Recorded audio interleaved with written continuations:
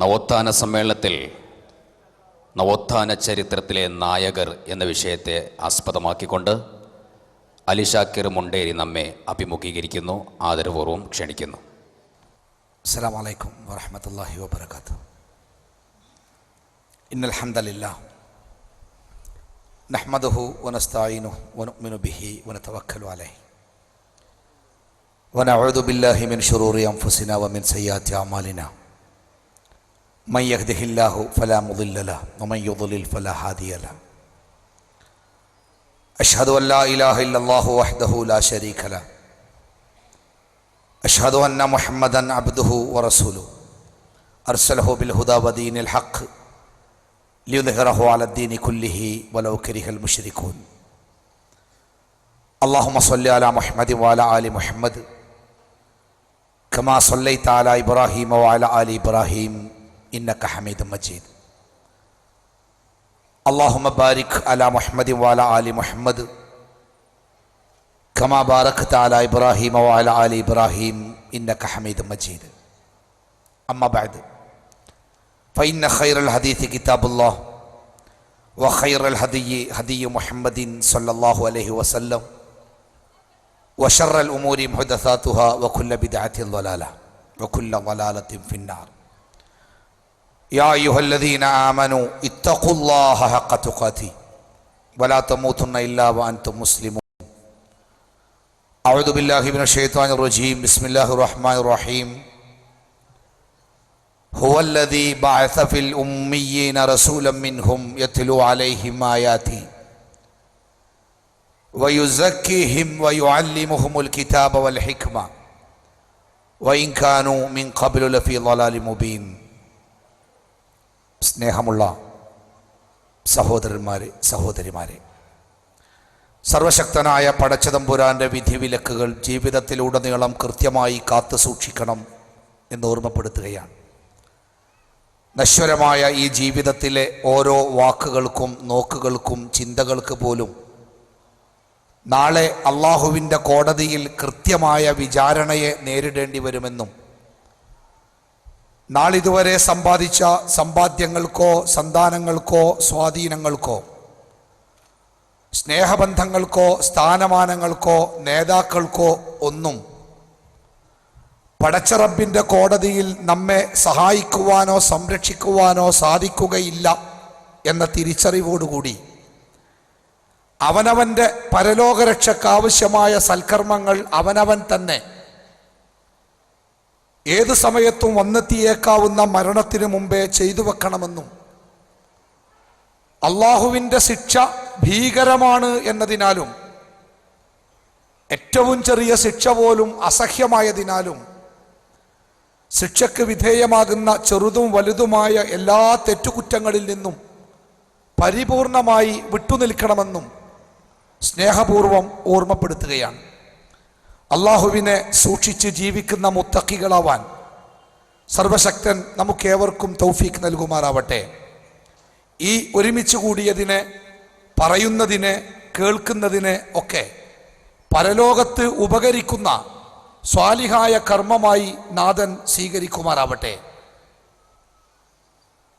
കേരളത്തിലെ മുസ്ലിങ്ങളുടെ നവോത്ഥാനത്തെക്കുറിച്ചാണ് ഈ വേദിയിൽ സംസാരിച്ചു കൊണ്ടിരിക്കുന്നത്. മുസ്ലിം സമുദായത്തെ സംബന്ധിച്ചിടത്തോളം നവോത്ഥാനം എന്ന് പറയുമ്പോൾ അതുകൊണ്ട് അർത്ഥമാക്കുന്നത് വിശ്വാസപരമായ നവോത്ഥാനമാണ്. സാമ്പത്തികവും സാങ്കേതികവും വൈജ്ഞാനികവുമായ നവോത്ഥാനത്തെക്കാളേറെ നവോത്ഥാനം എന്ന പദം കൊണ്ട് നാം ഉദ്ദേശിക്കുന്നത് മതപരമായി സമൂഹത്തിനുണ്ടായ നവോത്ഥാനമാണ്.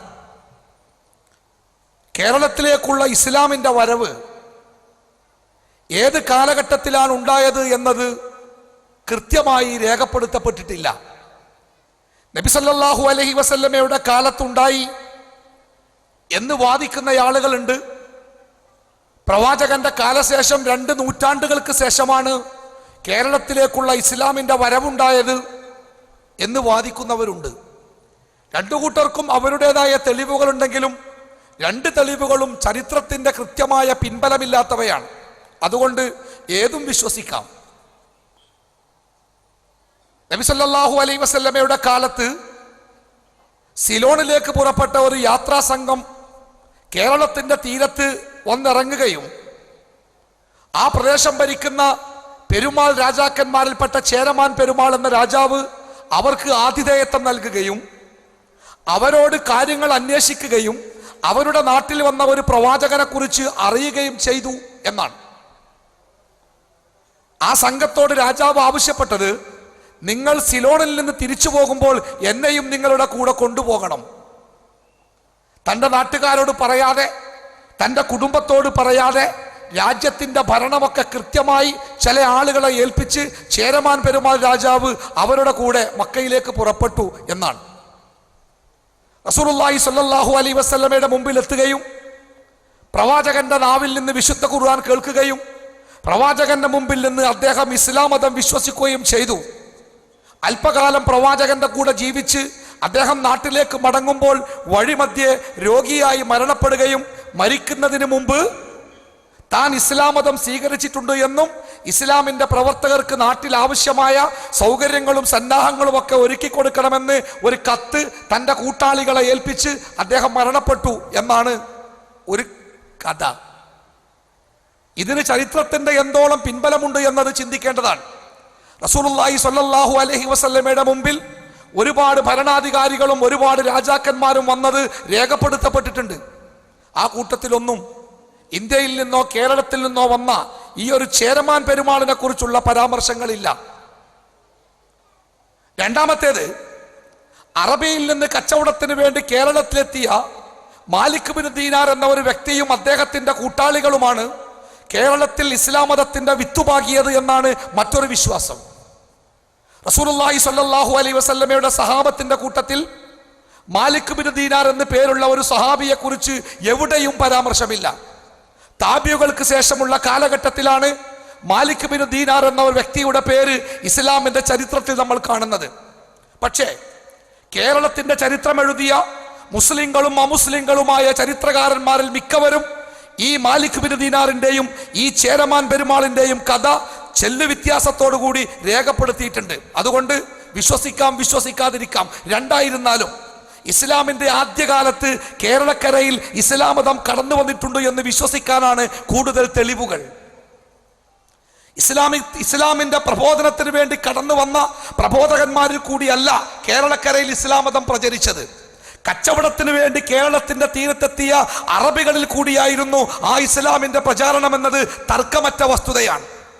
കേരളത്തിലെ ജനങ്ങൾ, പ്രത്യേകിച്ചും കീഴ്ജാതിക്കാർ, തൊട്ടുകൂടായ്മയുടെയും തീണ്ടിക്കൂടായ്മയുടെയും കണ്ണിൽ പോലും കാണാൻ പാടില്ലാത്ത ഉച്ചനീചത്വത്തിന്റെ കഠിനമായ പ്രയാസങ്ങളും ബുദ്ധിമുട്ടുകളും അനുഭവിക്കുന്ന ഒരു കാലത്ത് മേലാളന്മാർ നടന്നു പോകുന്ന വഴിയിൽ കൂടി നടന്നു പോകുവാൻ അനുവാദമില്ലാതിരുന്ന ഒരു കാലത്ത് മേലാളന്മാരുടെ കൺവട്ടത്ത് പോലും താഴ്ന്ന ജാതിക്കാരൻ കാണാൻ നിൽക്കാൻ അനുവാദമില്ലാത്ത കാലത്ത് താഴ്ന്ന ജാതിക്കാരന്റെ ശബ്ദം പോലും മേലാളന്മാർക്ക് അയിത്തമായിരുന്ന ഒരു കാലഘട്ടത്തിൽ അറേബ്യയിൽ നിന്ന് വന്ന സ്വർണത്തിന്റെ നിറമുള്ള മനോഹരങ്ങളായ സുന്ദരന്മാരായ അറബികൾ നമ്മുടെ നാട്ടിലെ താഴെക്കിടയിലുള്ള ഈ താഴ്ന്ന പടിയിൽ ജീവിക്കുന്ന കീഴ്ജാതിക്കാരായ ആളുകളെ കൂടെ ഇരുത്തി ഒന്നിച്ചിരുന്നു, ഒന്നിച്ചുണ്ടു, ഒന്നിച്ചവർ ജീവിച്ചപ്പോൾ സ്വാഭാവികമായും അവർ ചോദിച്ചു, നിങ്ങളെന്തേ ഇങ്ങനെ? ഞങ്ങളുടെ നാട്ടിലെ മേലാളന്മാർ ഞങ്ങളെ അടുപ്പിക്കാറില്ല. ഞങ്ങളുടെ നാട്ടിലെ ഉയർന്ന ജാതിക്കാർ അവരുടെ സമീപത്ത് കൂടി പോകാൻ ഞങ്ങൾക്ക് അവകാശമില്ല. നിങ്ങളെന്തേ ഇങ്ങനെ? ആ ചോദ്യത്തിന് അറബികളായ കച്ചവടക്കാർ നൽകിയ മറുപടി, ഞങ്ങൾക്കൊരു മതമുണ്ട്, ഞങ്ങൾക്കൊരു പ്രവാചകനുണ്ട്, ഞങ്ങൾക്കൊരു വേദഗ്രന്ഥമുണ്ട്. ആ ഗ്രന്ഥം പഠിപ്പിച്ചത്, ആ മതം പഠിപ്പിച്ചത്, ആ പ്രവാചകൻ പഠിപ്പിച്ചത് ഒരു മനുഷ്യനും ജന്മം കൊണ്ടോ അവന്റെ നിറം കൊണ്ടോ ഭാഷ കൊണ്ടോ വേഷം കൊണ്ടോ വ്യത്യസ്തരാകുന്നില്ല. കുല്ലുക്കും മിൻ ആദം, എല്ലാ മനുഷ്യരും ആദമിന്റെ മക്കളാണ്. ആദമിൻ തുറാബ്, ആദമാവട്ടെ മണ്ണിൽ നിന്നുമുണ്ടായവരാണ്. അതുകൊണ്ട് എല്ലാ മനുഷ്യരും തുല്യരാണ്. സ്വാഭാവികമായി നമ്മുടെ നാട്ടിലെ കീഴാളന്മാർ ചോദിച്ചത്, ഞങ്ങൾ ഇസ്ലാം മതം സ്വീകരിച്ചാൽ ഞങ്ങളും ഒരു മനുഷ്യരാകുമോ? തീർച്ചയായും.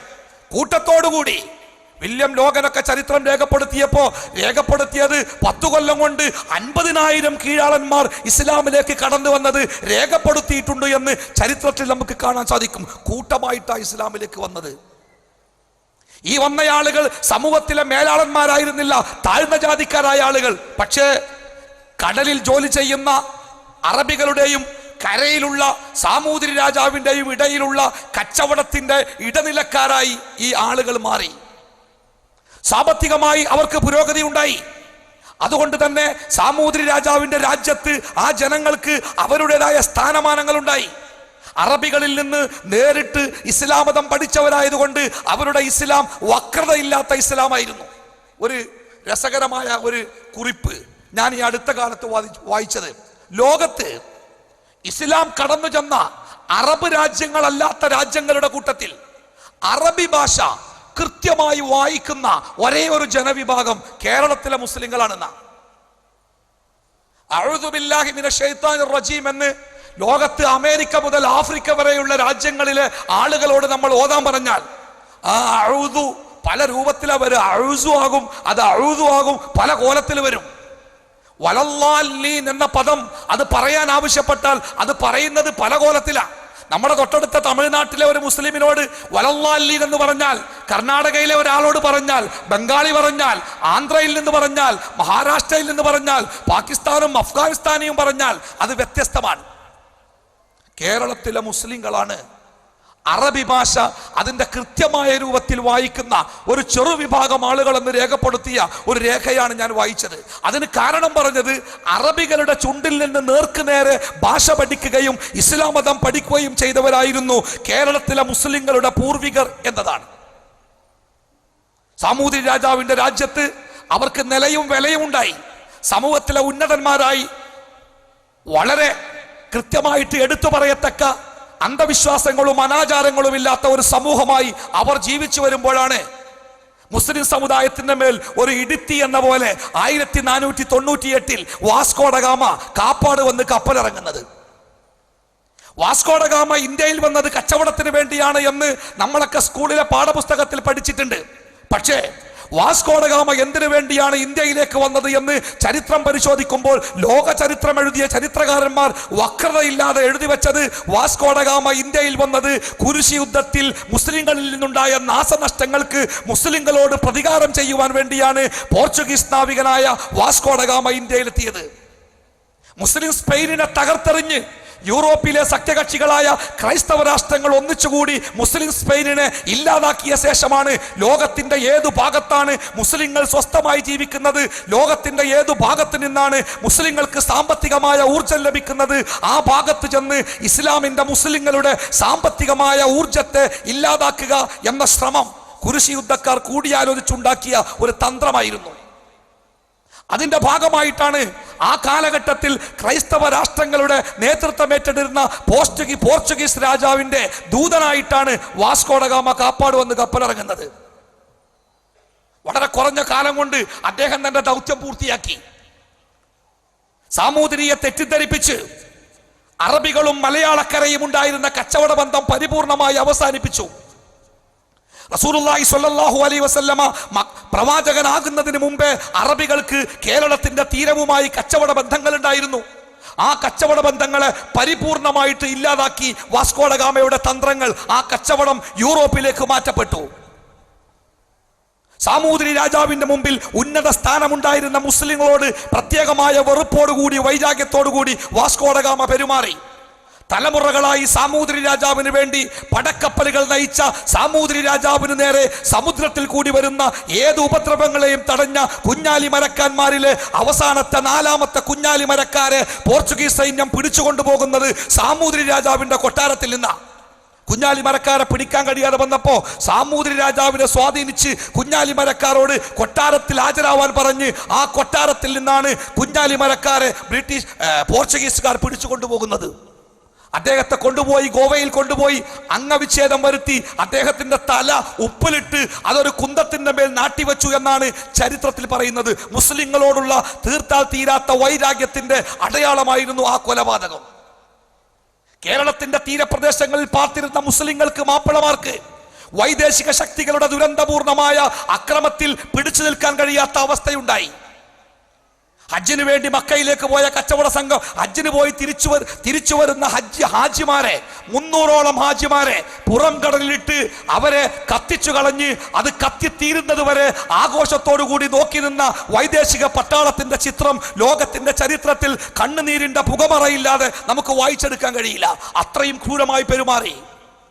ഇന്ത്യ രാജ്യം വൈദേശിക ആധിപത്യത്തിന്റെ കീഴിലായ നൂറ്റാണ്ടുകളിൽ ഈ രാജ്യത്ത് ഏറ്റവും കൂടുതൽ അക്രമങ്ങൾക്ക് വിധേയരാക്കപ്പെട്ടത് ഏത് ജനതയാണ് എന്ന ചോദ്യത്തിന്റെ മറുപടി മലബാറിലെ മാപ്പിളമാർ എന്നാകുന്നു. മലബാറിലെ മാപ്പിളമാരോളം വൈദേശികാധിപത്യത്തിന്റെ ദുരന്തമേറ്റുവാങ്ങിയ മറ്റൊരു ജനവിഭാഗം ഇന്ത്യ രാജ്യത്ത് ജീവിച്ചിട്ടില്ല.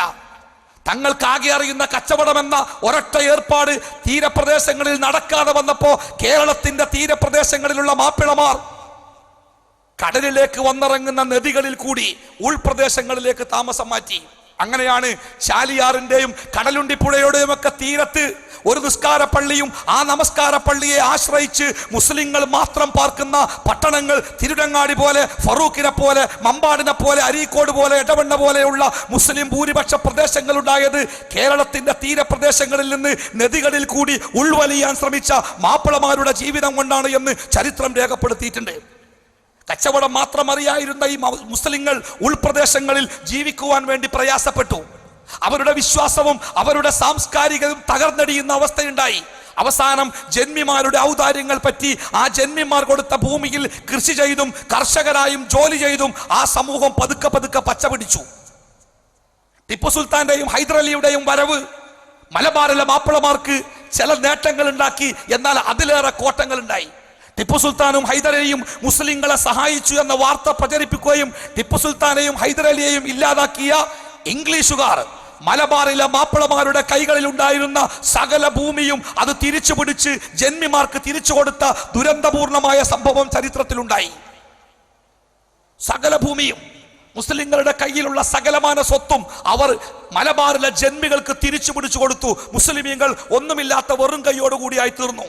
അതാണ് വൈദേശിക ആധിപത്യത്തോട് ഇത്രയേറെ പകയുള്ള ഒരു വിഭാഗമായി മുസ്ലിങ്ങളെ മാറ്റാനുള്ള കാരണം. ഇംഗ്ലീഷുകാർ വച്ചു നീട്ടിയ എല്ലാ ആനുകൂല്യങ്ങളെയും അവർ തിരസ്കരിച്ചു. ഇംഗ്ലീഷുകാരോടും വൈദേശിക ആധിപത്യത്തോടും മരണം വരെ പൊരുതുവാൻ അവർ തീരുമാനിച്ചു.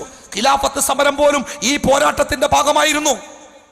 അവർക്ക് നേതൃത്വമില്ലായിരുന്നു, നയിക്കുവാൻ നായകന്മാരില്ലായിരുന്നു, അവർക്ക് കൂട്ടായ്മയില്ലായിരുന്നു, സംഘശക്തി ഇല്ലായിരുന്നു. 300ഓളം ആളുകൾ ഒരു കലാപത്തിന് വേണ്ടി പുറപ്പെട്ട് അവർ ദിവസങ്ങളോളം പള്ളിയിൽ പാർത്ത് ആരാധനകളിൽ ഏർപ്പെട്ട് വെള്ളത്തുണി ഉടുത്തുകൊണ്ട് അവർ കലാപത്തിന് പോവുകയും 24 ആളുകൾ മാത്രം ആ കലാപം കഴിഞ്ഞ് തിരിച്ചു വരികയും ചെയ്തു എന്ന് ചരിത്രത്തിൽ രേഖപ്പെടുത്തിയിട്ടുണ്ട്.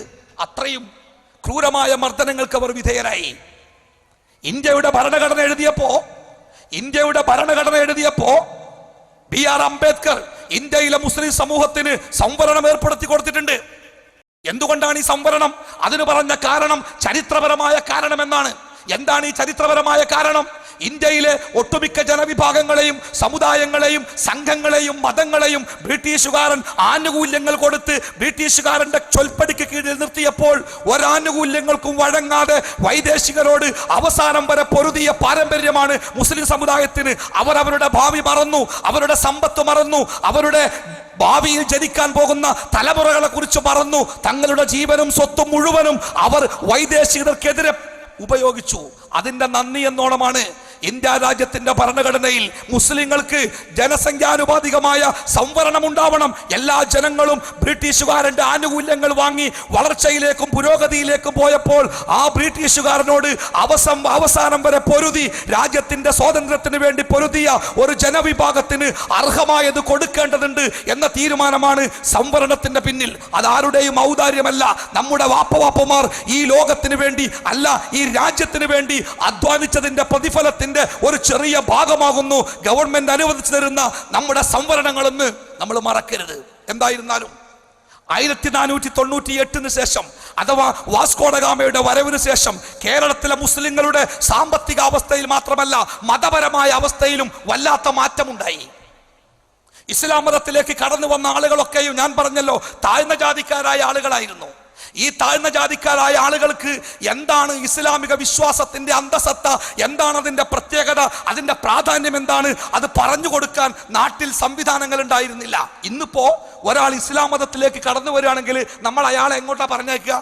പൊന്നാനിയിലേക്ക് പറഞ്ഞയക്കും. പൊന്നാനിയിൽ മൗനത്തുൽ ഇസ്ലാം സഭ എന്ന ഒരു സ്ഥാപനമുണ്ട്. പുതിയതായിട്ട് മതത്തിലേക്ക് വരുന്ന ആളുകൾക്ക് മതം പഠിപ്പിച്ചു കൊടുക്കാനുള്ള സ്ഥാപനം. ഈ സ്ഥാപനം ഉണ്ടാകുന്നത് 1901-ലാണ്. 1900-ന്റെ തുടക്കത്തിലാണ്. ഇസ്ലാം മതം കേരളത്തിലേക്ക് വരുന്നത് 700-ാം ആണ്ടിലാണ്. അതായത് 12 നൂറ്റാണ്ടുകാലം ഇസ്ലാമിലേക്ക് കടന്നു വരുന്ന ആളുകൾക്ക് ഇസ്ലാമിന്റെ സൗന്ദര്യവും തൗഹീദിന്റെ തെളിമയും പറഞ്ഞു കൊടുക്കുവാൻ നമ്മുടെ നാട്ടിൽ സംവിധാനങ്ങളില്ലായിരുന്നു. ഒരാൾ മുസ്ലിം ആവുക എന്ന് പറഞ്ഞാൽ അവന്റെ പേര് മാറും, പിന്നെ തുണി മാറും, പിന്നെ അരയിലൊരു ബെൽറ്റ് ഉണ്ടാവും, പിന്നെ കുറച്ച് പണമുള്ള ആളാണെങ്കിൽ ഉള്ളിലൊരു ബനിയൻ, കൈയുള്ള കഞ്ഞിപ്പറാക്ക് എന്നൊരു ബനിയൻ ഉണ്ടാവും, പിന്നെ മുടി വടിച്ചു കളയും, പിന്നെ ലേശം കൂടി ഒരു ആഠ്യത്വമുള്ള ആളാണെങ്കിൽ ഊരയിൽ ഒരു കത്തി ഉണ്ടാവും, അയാൾ മുസ്ലിമായി. പെണ്ണാണെങ്കിൽ കാച്ചിത്തുണി ഉടുത്ത് നീണ്ട കുപ്പായമിട്ട് തലയിലൊരു പുള്ളിത്തട്ടമിട്ട് പേരുമാറ്റിയാൽ അവർ മുസ്ലിമായി. അവരുടെ വിശ്വാസം മാറിയില്ല. പണ്ടത്തെ കാലത്തെ ചെകുത്താന്മാരും ചാത്തന്മാരും ഭൂതങ്ങളും പ്രേതങ്ങളും ഒക്കെ അവരുടെ മനസ്സുകളിൽ അപ്പോഴും ജീവിച്ചു. അത് തിരുത്തി കൊടുക്കുവാൻ സംവിധാനങ്ങൾ ഉണ്ടായിരുന്നില്ല. അതുകൊണ്ട് തന്നെ പേരിന് മുസ്ലിങ്ങളും വിശ്വാസം കൊണ്ട് അമുസ്ലിങ്ങളുമായി ആളുകൾ ജീവിക്കുന്ന ഒരവസ്ഥയുണ്ടായി. ഇസ്ലാമിനെ കൂടുതൽ വികൃതമാക്കിക്കൊണ്ടാണ് കൊണ്ടോട്ടി തങ്ങന്മാർ എന്ന പേരിൽ ഷിയാക്കളായ ഒരു വിഭാഗം കേരളത്തിലേക്ക് കടന്നു വന്നത്.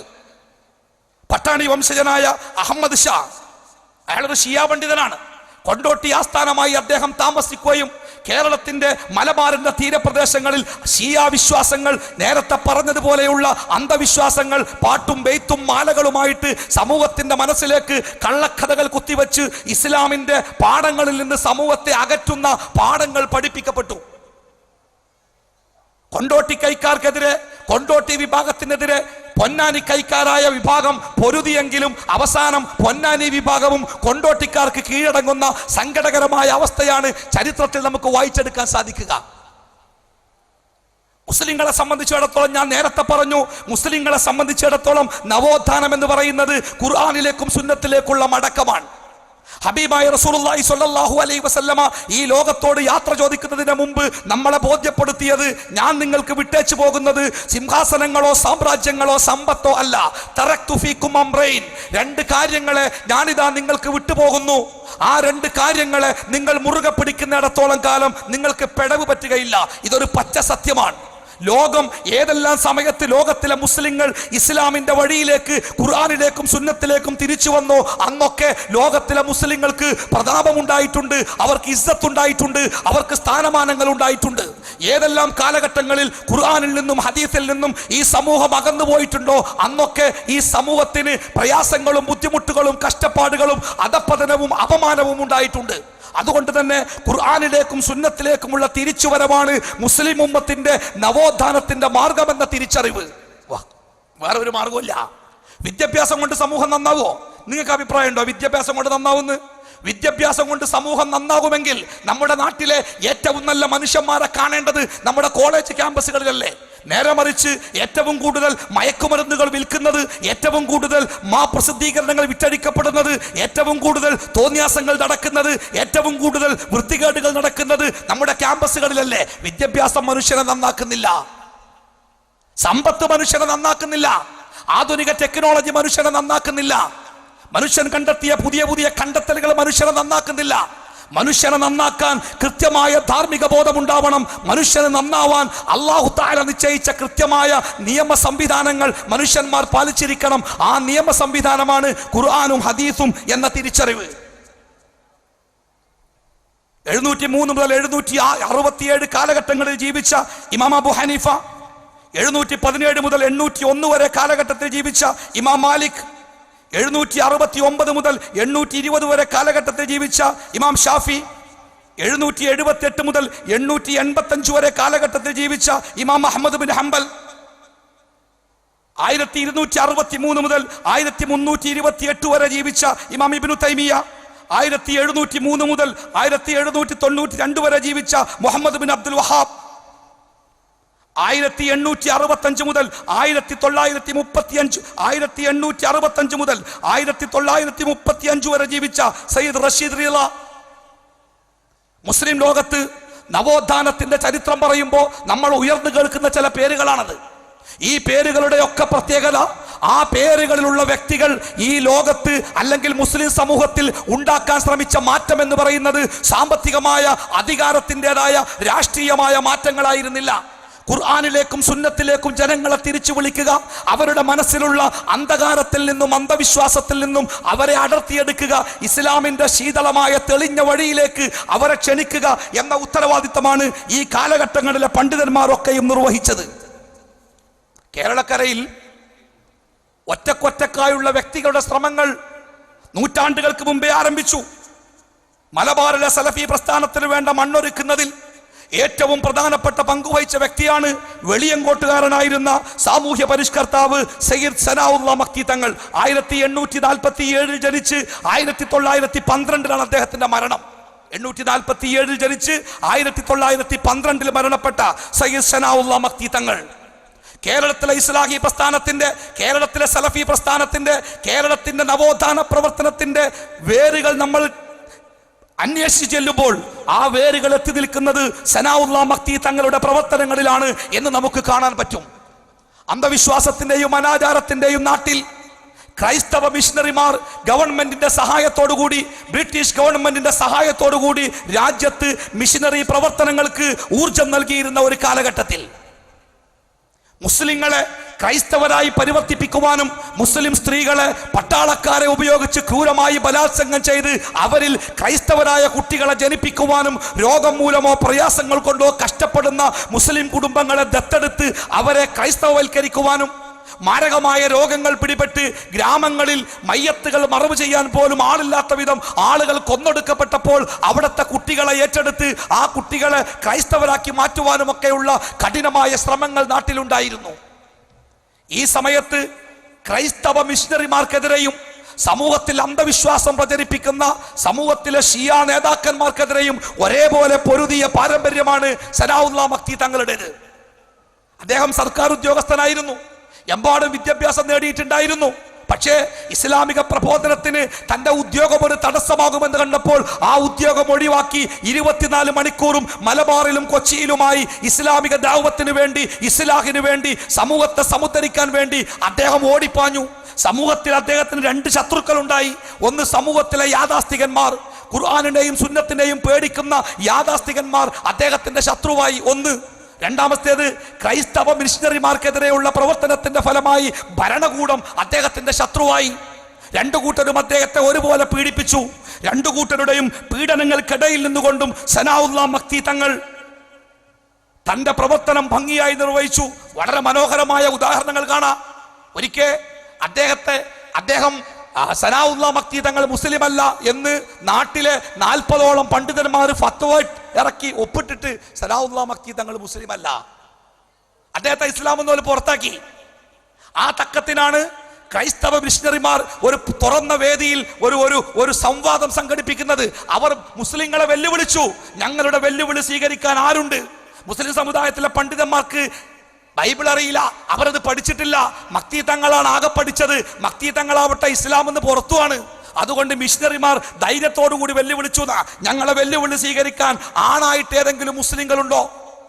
മക്തി തങ്ങൾ ആ വേദിയിലേക്ക് കയറി വന്നു, ഞാനുണ്ട്. പക്ഷേ പുരോഹിതന്മാർ, മിഷണറിമാർ ഒരു ചിരിയോടുകൂടി അവരുടെ കയ്യിലെ ആ പേപ്പർ അവർ കാണിച്ചു കൊടുത്തു. നിങ്ങൾ ഇസ്ലാമല്ല, ഇസ്ലാമിൽ നിന്ന് പുറത്താണ് എന്ന് പറഞ്ഞ് നിങ്ങളുടെ മതത്തിൽപ്പെട്ട 40ഓളം പണ്ഡിതന്മാർ ഒപ്പിട്ട കടലാസാണിത്. അതുകൊണ്ട് നിങ്ങൾക്ക് ഇതിൽ പങ്കെടുക്കാൻ പറ്റൂല, നിങ്ങൾ ഇസ്ലാം എന്ന് പുറത്താ. ഉടനെ സനാഉള്ള മക്തി തങ്ങൾ പറഞ്ഞു, ഓ അതാണോ പ്രശ്നം? ആ പ്രശ്നം ഞാൻ പരിഹരിച്ചു.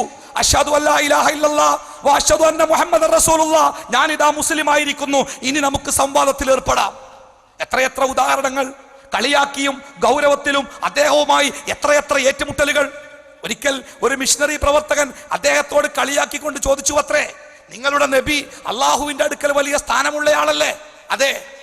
എന്നിട്ട് ആ നബിയുടെ പൗത്രൻ കർബലയിൽ ദയനീയമായി കൊല്ലപ്പെട്ടപ്പോൾ എന്തേ നിങ്ങളുടെ നബി അള്ളാഹുവിനോട് പറയാഞ്ഞത്, എന്റെ പ്രിയപ്പെട്ട പേരക്കുട്ടിയെ ഉപദ്രവിക്കല്ലേ റബ്ബേ എന്ന് എന്തേ അള്ളാഹുവിനോട് നിങ്ങളുടെ പ്രവാചകൻ പ്രാർത്ഥിക്കാഞ്ഞത്? സനാഉള്ള മക്തി തങ്ങൾ അതിന് വളരെ തമാശയിൽ തന്നെ മറുപടി പറഞ്ഞത്. അദ്ദേഹം പറഞ്ഞു, മുഹമ്മദ് നബി പറഞ്ഞു നോക്കി അള്ളാഹിനോട്, എന്റെ പേരക്കുട്ടിയെ സഹായിക്കണേ. അപ്പൊ അള്ളാഹു കൊടുത്ത മറുപടി ഉണ്ട്. എന്താ മറുപടി എന്നറിയോ? മുഹമ്മദേ, നിന്റെ പേരക്കുട്ടിയല്ലേ, എന്റെ സ്വന്തം മകൻ യേശു ക്രിസ്തു കുരിശിൽ കടന്ന് പടഞ്ഞപ്പോ രക്ഷപ്പെടുത്തണേ എന്ന് പറഞ്ഞിട്ട് രക്ഷപ്പെടുത്താൻ എനിക്ക് കഴിഞ്ഞിട്ടില്ല, പിന്നല്ലേ നിന്റെ പേരക്കുട്ടിന്റെ കഥ എന്ന് ദൈവം തിരുത്തി പറഞ്ഞു എന്ന് പറഞ്ഞ് ക്രൈസ്തവ പ്രമാണിമാരുടെ വായടക്കിയ മറുപടി അദ്ദേഹത്തിന്റെ ചരിത്രത്തിൽ നമുക്ക് വായിച്ചെടുക്കാൻ കഴിയും.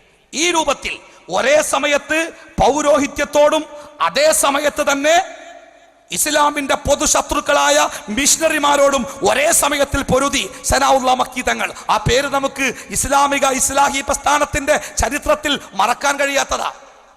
ചാടിലകത്ത് കുഞ്ഞഹമ്മദ് ഹാജിയുടെ പേര് മറക്കാൻ ആർക്കാ കഴിയാ? സമൂഹത്തിൽ മതവിദ്യാഭ്യാസം എന്നത് ദർസുകളിൽ മാത്രം ഒരുമിച്ച് കൂടിയിരുന്ന ഒരു കാലം.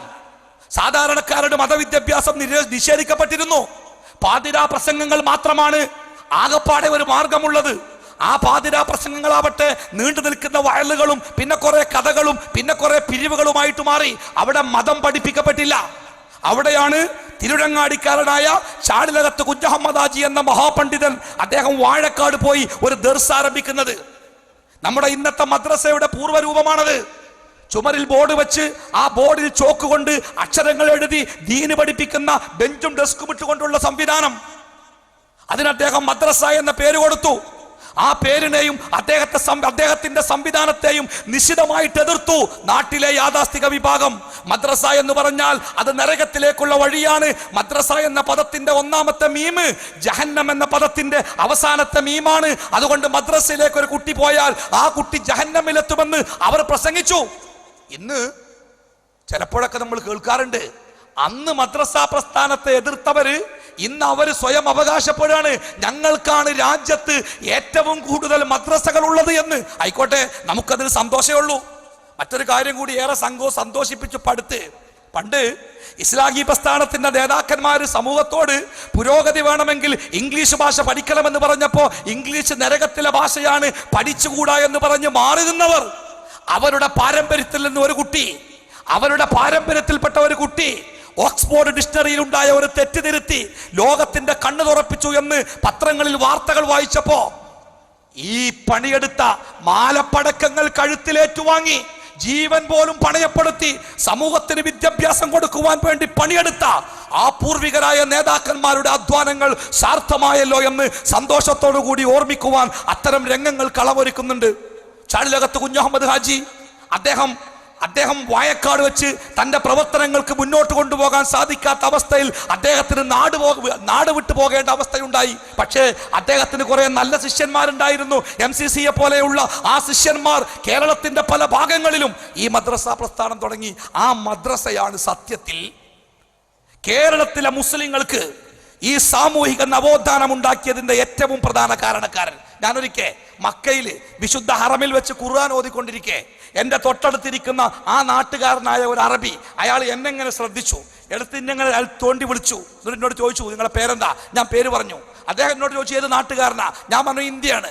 അപ്പോൾ അയാൾ ചോദിച്ചത് കാശ്മീർ ആണെന്നാ. ഓല കാഴ്ചപ്പാടിൽ ഇന്ത്യയിൽ മുസ്ലിങ്ങളുള്ളത് കാശ്മീരിൽ മാത്രമാണെന്നാ. അത് പാകിസ്ഥാൻകാർ പറഞ്ഞു കൊടുത്ത പച്ച നുണയാണ്. ഞാൻ പറഞ്ഞു, കേരളത്തിലാണ്. അപ്പൊ അദ്ദേഹം പറഞ്ഞു, മാഷാ അല്ലാ മാഷാ അല്ലാ, കേരളത്തിലുള്ള നിങ്ങൾക്ക് ഖുർആൻ ഓതാൻ അറിയോ? ഞാൻ പറഞ്ഞു, എനിക്ക് നല്ല കേരളത്തിലുള്ള എല്ലാ മുസ്ലിങ്ങൾക്കും ഖുർആൻ ഓതാൻ അറിയും. അയാൾ സങ്കടത്തോടു കൂടി പറഞ്ഞു, എനിക്ക് ഖുർആൻ ഓതാൻ അറിയില്ല. അദ്ദേഹം ആ നാട്ടുകാരനാ. അദ്ദേഹം ജനിച്ചു വീണപ്പോ കരഞ്ഞത് പോലും അറബിയിലാവാം. പക്ഷെ അദ്ദേഹത്തിന് അറബി ഭാഷയിലെ 28 അക്ഷരങ്ങൾ ചേർത്ത് വെച്ചുണ്ടാക്കിയ ആ ഖുർആൻ വായിക്കാൻ അദ്ദേഹത്തിന് അറിയില്ല. അദ്ദേഹം സങ്കടപ്പെട്ടു. ഞാൻ അഭിമാനത്തോടു കൂടി ഓർത്തു, എന്റെ നാട്ടിലെ മുസ്ലിമാണെന്ന് പറയുന്ന ഏതൊരു മനുഷ്യനും വിശുദ്ധ ഖുർആനിന്റെ ഫാത്തിഹ സൂറത്തെങ്കിലും ഓതിയെടുക്കാൻ സാധിക്കുന്നുവെങ്കിൽ അതിന് കടപ്പെട്ടത് ചാടിലകത്ത് കുഞ്ഞഹമ്മദ് ഹാജിയോടും അദ്ദേഹത്തിന്റെ മദ്രസ പ്രസ്ഥാനത്തോടുമാണ്. സങ്കടത്തോടു കൂടി പറയട്ടെ, കേരളത്തിലെ മുസ്ലിങ്ങൾക്ക് ദീന് പഠിപ്പിച്ച അതേ മുജാഹിദ് പ്രസ്ഥാനത്തിന്റെ പുതിയ തലമുറയോട് സങ്കടത്തോടു കൂടി പറയേണ്ടിയിരിക്കുന്നു, നിങ്ങളുടെ മക്കളെ നിങ്ങൾ മദ്രസയിലേക്ക് പറഞ്ഞയക്കണം കേട്ടോ.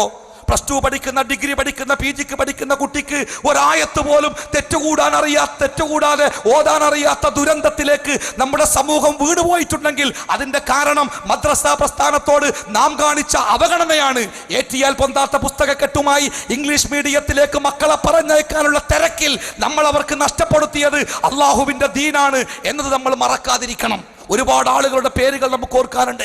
വക്കം അബ്ദുൽ ഖാദർ മൗലവി മുതൽ ഇപ്പുറം കണ്ണുനീരോടുകൂടി നമ്മൾ യാത്ര പറഞ്ഞയച്ച നമ്മുടെ പ്രിയപ്പെട്ട AP അബ്ദുൽ ഖാദർ മൗലവി വരെയുള്ള ഒരു വലിയ നിരയുടെ ത്യാഗോജലമായ പ്രവർത്തനത്തിന്റെ ഫലമാണ് നമ്മൾ ഇന്ന് അനുഭവിക്കുന്ന ഈ സുഖം. കേരളത്തിന്റെ ഏത് പ്രദേശത്തും മുസ്ലിം പുരോഗതിയെ കുറിച്ച് ചർച്ച ചെയ്യുവാൻ വേണ്ടി കൂടിയിരിക്കുമ്പോൾ ഇസ്ലാഹി പ്രസ്ഥാനത്തിന്റെ നേതാക്കന്മാർ ഒരുക്കി കൊടുത്ത തണൽ മരത്തിന്റെ കീഴിൽ നിന്നുകൊണ്ടല്ലാതെ കേരളത്തിലെ മുസ്ലിങ്ങളുടെ സാമൂഹികമോ സാമ്പത്തികമോ രാഷ്ട്രീയമോ വിദ്യാഭ്യാസപരമായ ഒരു കാര്യത്തിന്റെ പുരോഗതിയെ കുറിച്ച് ചർച്ച ചെയ്യാൻ ചരിത്രമറിയുന്ന ഒരാൾക്കും സാധിക്കുകയില്ല എന്ന് മാത്രം ഓർമ്മപ്പെടുത്തിക്കൊണ്ട് ഈ പ്രസ്ഥാനത്തിന് വേണ്ടി, ഈ ആശയത്തിന് വേണ്ടി, അള്ളാഹുവിന്റെ ദീനിനു വേണ്ടി പ്രവർത്തിച്ച സകല ആളുകൾക്കും അള്ളാഹു തആല അർഹമായ പ്രതിഫലം നൽകട്ടെ എന്ന് പ്രാർത്ഥിച്ചുകൊണ്ട് വആഖിറു ദഅവാനാ അൽഹംദുലില്ലാഹി റബ്ബിൽ ആലമീൻ വസല്ലല്ലാഹു അലാ മുഹമ്മദിൻ വഅലാ ആലിഹി വസഹ്ബിഹി അജ്മഈൻ.